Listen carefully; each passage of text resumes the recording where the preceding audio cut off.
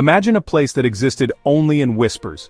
A place where tens of thousands of people lived, worked and raised their families, yet it appeared on no map. If you tried to find it, you would hit a dead end, a guarded gate, a firm but polite turn back. This was not a myth or a ghost story.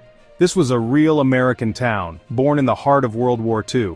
It was a city built from scratch, hidden in the rolling hills of East Tennessee. For a few short, intense years, it was one of the most important places on the planet, yet almost no one in the outside world knew it was there. The people inside knew they were part of something big, something vital to the war effort, but even they were kept in the dark about the true nature of their monumental task.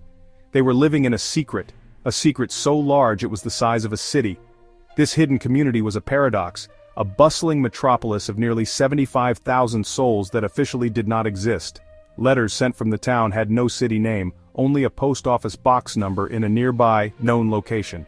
Birth certificates for babies born within its fences listed the place of birth simply as a rural county, erasing the town from the very first official record of a new life. The year was 1942.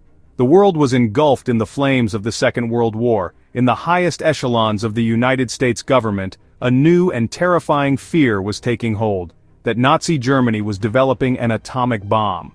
President Franklin D. Roosevelt, convinced by a letter from Albert Einstein, believed America had to win this secret race.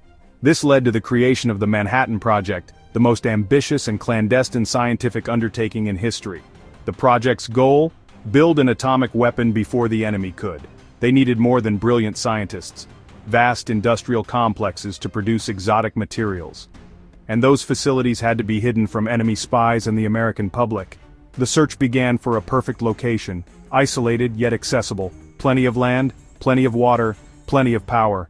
The Army Corps of Engineers found it in the quiet rural valleys of East Tennessee, near the Clinch River.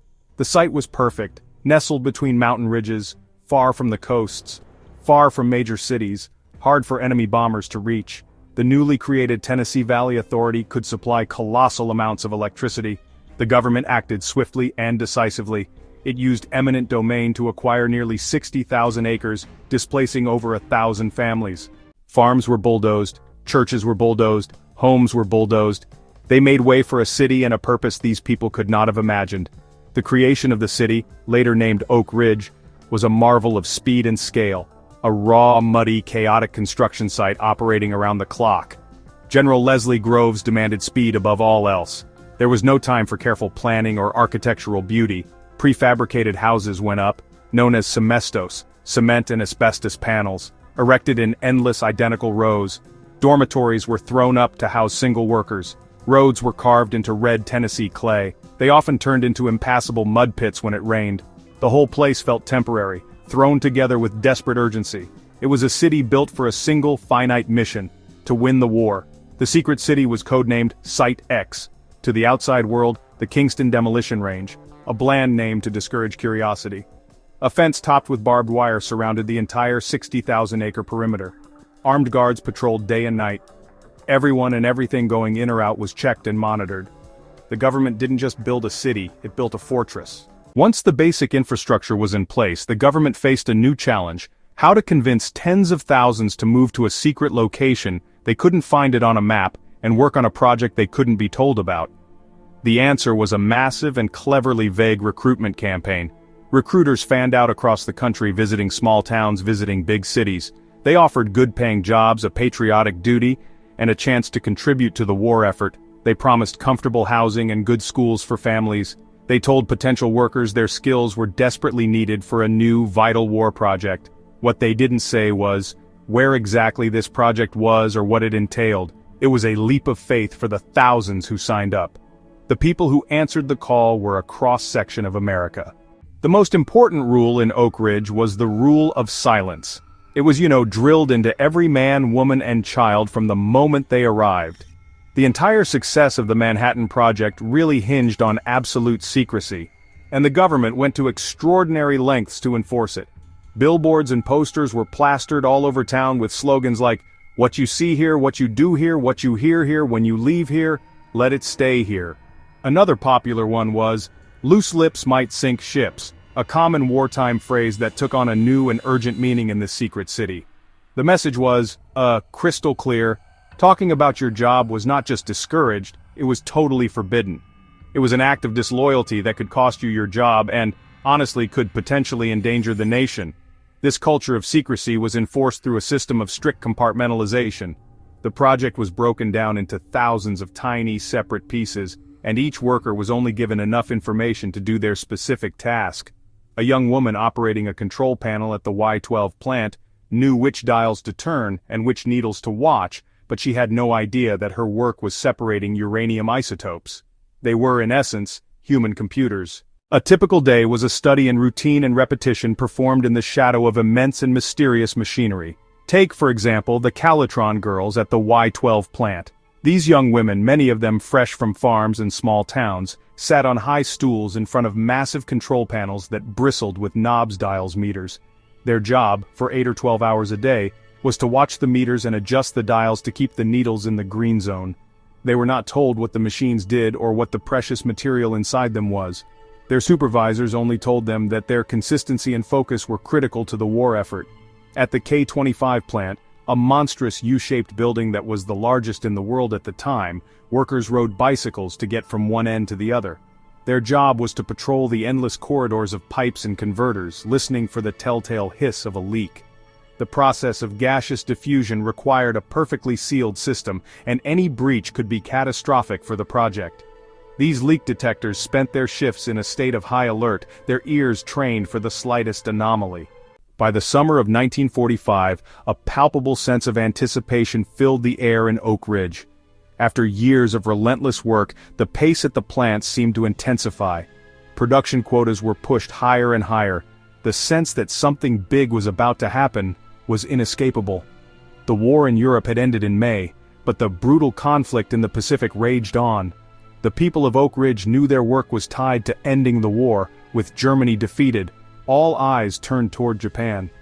The whispers in the cafeterias and dormitories, once focused on synthetic rubber or death rays, now grew more focused. They still didn't know what the product was, but they felt its immense power building, like the static electricity before a lightning strike. The first major crack in the wall of secrecy came not from Oak Ridge, but from the desert of New Mexico. On July 16, 1945, the Trinity test. News of a massive, mysterious explosion in the desert trickled out, but the official government story was that a munitions depot had accidentally blown up. For the top scientists and officials at Oak Ridge, however, the news was earth-shattering confirmation.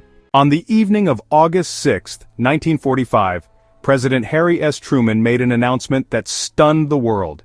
He revealed that an American B-29 bomber had dropped a new and devastatingly powerful weapon on the Japanese city of Hiroshima. He called it an atomic bomb, a weapon harnessing the basic power of the universe. For most of the world, this was the first time they had ever heard the term. But for the 75,000 residents of Oak Ridge, Tennessee, the announcement was a personal revelation of staggering proportions. Suddenly everything clicked into place: the secrecy, the massive factories, the endless electricity, the mysterious work. It was all for this. They weren't making rubber, they weren't making a ray gun, they were making the material for the atomic bomb. Shock, relief, pride, awe. People poured out of their houses and dormitories, gathering in the streets and town squares. The secret was out. For the first time they could actually talk about their work. A Calitron girl could turn to her roommate and say, "That stuff we were watching in the meters, that was for the bomb." A pipe fitter could tell his wife, "All those miles of pipe I checked for leaks, they were making the bomb." The local newspaper, the Oak Ridge Journal, rushed out a special edition with a banner headline, "Oak Ridge Attacks Japan." With the end of World War II, and the revelation of its secret purpose, Oak Ridge faced an uncertain future. The city had been built as a temporary military installation with a single goal. Now that the goal was achieved, many wondered if the town would be simply dismantled, its residents scattered, and the land returned to its quiet, rural state. For a time, it seemed possible. But the dawn of the Cold War created a new reality. The atomic bomb, once a secret weapon to end a war, was now the cornerstone of American national security. The need for nuclear materials and research did not disappear. It intensified.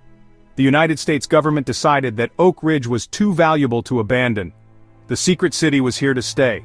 The transition from a secret military reservation to a more permanent open city was a gradual process. In 1949, the gates were finally opened, and the fences came down. For the first time, residents did not need a pass to enter or leave. The town was incorporated as a self-governing city, and private ownership of homes and businesses was eventually allowed. Oak Ridge began to look and feel more like a normal American town, but its unique history and scientific focus set it apart. The massive industrial plants were repurposed and expanded, becoming the Oak Ridge National Laboratory, a world-leading center for scientific research in nuclear energy materials, science supercomputing, and medical isotopes. The legacy of the Manhattan Project is deeply embedded in the identity of Oak Ridge. The city that was once dedicated to creating a weapon of war transformed into a hub of peaceful scientific innovation. The same intellectual firepower that was once focused on splitting the atom is now used to fight cancer, develop new energy sources, and explore the fundamental nature of the universe. The Calutron girls and pipe fitters of the war years were replaced by new generations of scientists, engineers, and technicians. The city's schools, a priority from the very beginning, continue to be among the best in the state, reflecting the high value the community places on education and knowledge. Today, Oak Ridge stands as a living monument to a unique chapter in American history. It is a city that carries the profound and complex legacy of the atomic age in its very bones. It is a place of paradoxes, a city born of war that now works for peace.